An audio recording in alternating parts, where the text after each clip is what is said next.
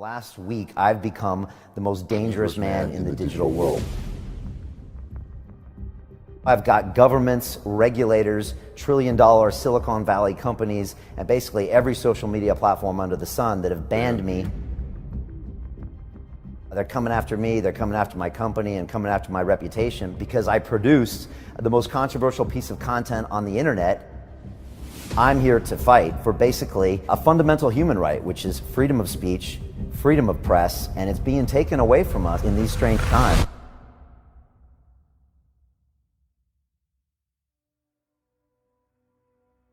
April 6th, we streamed it live on YouTube. It was the second biggest YouTube stream in the world that day, second only to President Trump doing his coronavirus update.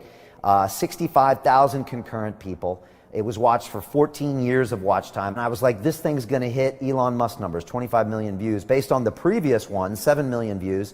This had 4x the live streams. So I was like, this thing's going to Pluto. 30 minutes later, YouTube bans it. Well, I didn't talk to him for 24 hours. I heard about it in the BBC the next day when they were coming out and calling us, all sorts of names. But the content itself was David Icke sitting down with me and walking through in a nuanced, long-form conversation about what he really thought of this COVID-19.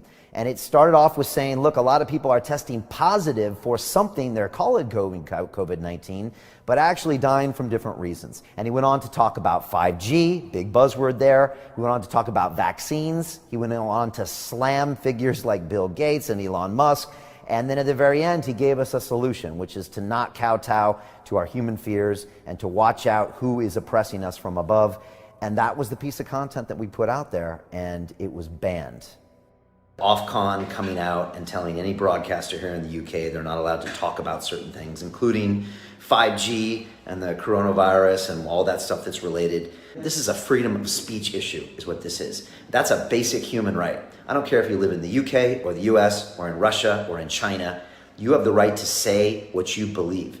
And David is not being given that right by a lot of people. And in my opinion, Ofcom is not giving people that right for people to have those expressions and talk about those things. And look, I don't agree with everything David says. I don't.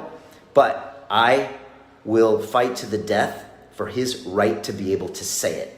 And right now, that right is being removed by a lot of people out there. We have decided to fight back. We have decided to stream what we're calling Rose Icke 3, the end of the trilogy, on May 3rd, 2020.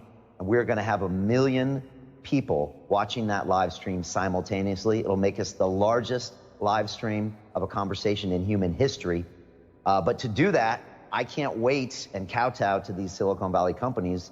So we've had to create our own platform. I want to have this discussion. I want to talk about 5G. I want to talk about this virus. I want to talk about what's happening in Italy, what's happening in America. I want to talk about the symptoms, people with symptoms versus people that are dying.